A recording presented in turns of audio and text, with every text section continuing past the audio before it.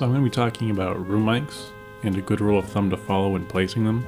So the job of a room mic is to sell the listener on the scale of the space. They fill the same job as reverb for the most part, because that's essentially what it is. We're just capturing the reflections in the room with them. However, I find room mics to be a little bit more convincing and preferable than using a reverb plugin after the process of already recording.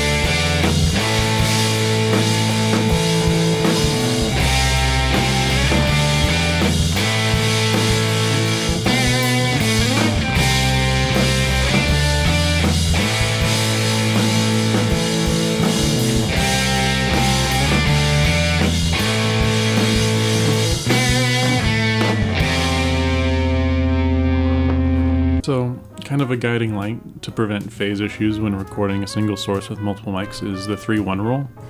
Kind of the basic idea is, since sound does not move instantaneously through a space, it's going to hit your close mics before your distant mics, and that's going to cause some phase misalignment and frequency cancellation.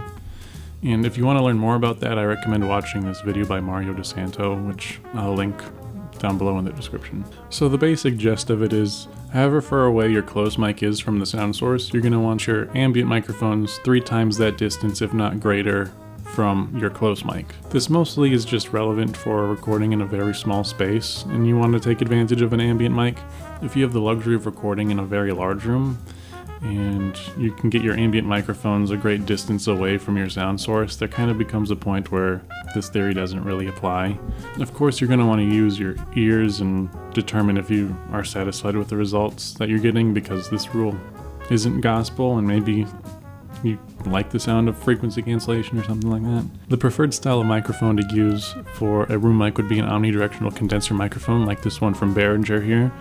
And that's because they're going to be a bit more sensitive than a dynamic microphone, and they're going to have less off-axis rejection, so they're going to be more accurately recording the room itself.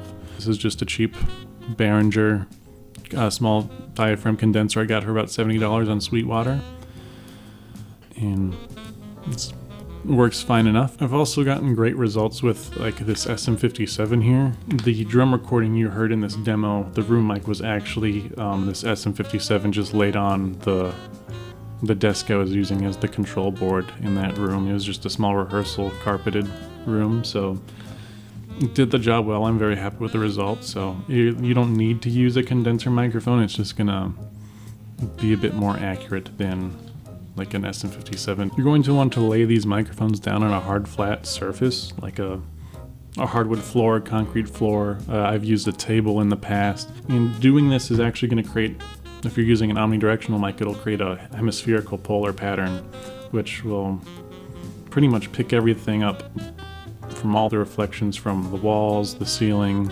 other objects in the room, and it's just going to be a much more accurate result. If you're recording in tight quarters with a lot of foot traffic, I think it's actually good practice to be placing like a mic stand above these microphones while they're placed on the floor. It's just going to protect people from kicking it around. I tend to have a very light touch with processing, so I don't think there's a whole lot that necessarily needs to be done with processing a room mic.